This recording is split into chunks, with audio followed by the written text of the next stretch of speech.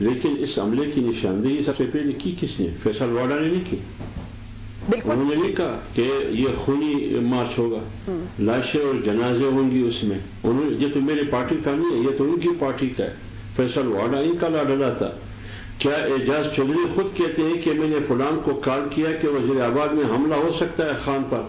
تو پھر پولیس نے ذمہ داری ادا کی، صوبائی حکومت نے ذمہ داری ادا کی. 1 نومبر کو صوبائی حکومت اور انتظامیہ پولیس تھریٹ لیٹر جاری کرتے ہیں کہ سانحہ ہو سکتا ہے. صاحب سے کتنی انویسٹیگیشن بنتی ہے؟ سٹیٹمنٹ پہلے دے رہے خونی مارچ ہوگا، ان سے انویسٹیگیشن ان کو کس نے اطلاع دی؟ پارٹی کے اندر سے اطلاع تھی. تو پھر سیکیورٹی کا انتظام چودھری بھی ایک دن قبل یہ کہہ چکے تھے.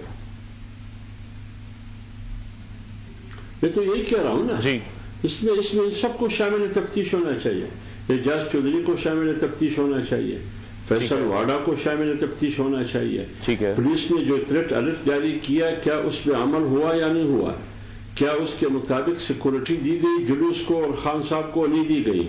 یہ سیکورٹی جو کمزوری ہے، کوتاہیاں، یہ کہاں سے آئی؟ اس کی تحقیقات ہونی چاہیے. کیوں آئی؟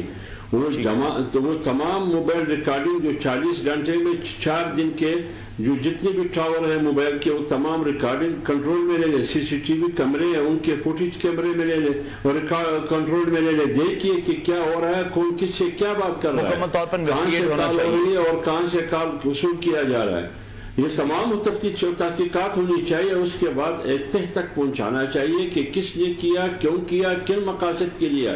کیا ہم پاکستان میں سیاست کرتے ہیں اس مقصد کے لیے تو نہیں کرتے کہ پاکستان ڈیسٹیبلائز ہو، سیاسی طور پر غیر مستحکم ہو، جمہوری طور پر غیر مستحکم ہو، معاشی طور پر غیر مستحکم ہو.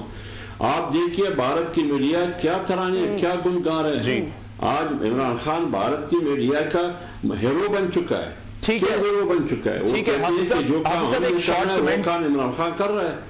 ٹھیک ہے، آپ صاحب ایک شارٹ کمنٹ آپ سے لینا چاہیں گے. جس طرح سے ہم نے دیکھا تمام سیاسی جماعتوں نے ہی اس واقعے کی مذمت کی ہے.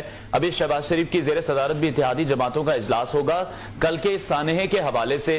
آپ کیا سمجھتے ہیں پی ڈی ایم کو، یا جو پی ڈی ایم کی قیادت ہے یا وزیر اعظم ہے، بڑے دل کا مظاہرہ کرنا چاہیے، خان صاحب کی عیادت کے لیے جانا چاہیے؟ دیکھیے میرے خیال میں اس میں کوئی قواعد نہیں ہے. ہم نے تو رواداری کی سیاست ہمیشہ کی. شاید اسی طرح سے معاملات بہتر ہو سکے، شاید مذاکرات شروع ہو سکے، یہ ایک ٹرننگ پوائنٹ بن سکے.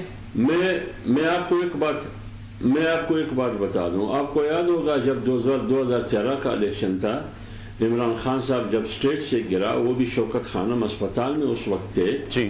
تو نواز شریف کو جب اکثریت ملی الیکشن میں، تو نواز شریف صاحب شوکت خانم اسپتال میں وہاں گئے تھے، ان کی عیادت کے لیے وہاں گئے.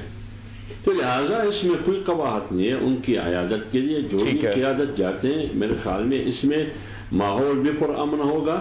بالکل، اور ماحول کو پرامن کرنے کی بہت ضرورت ہے. جو سیاسی گرما گرمی ہے، اس ماحول کو ٹھنڈا کرنے کی اور جذبات کو تھوڑا سا پرے رکھ کر سینٹی کا مظاہرہ کرنا پڑے گا. تھوڑا سا وائز ڈیسیژن اس وقت لینے پڑیں گے، تھوڑے سے کڑوے گھونٹ جو ہے وہ پینے پڑیں گے.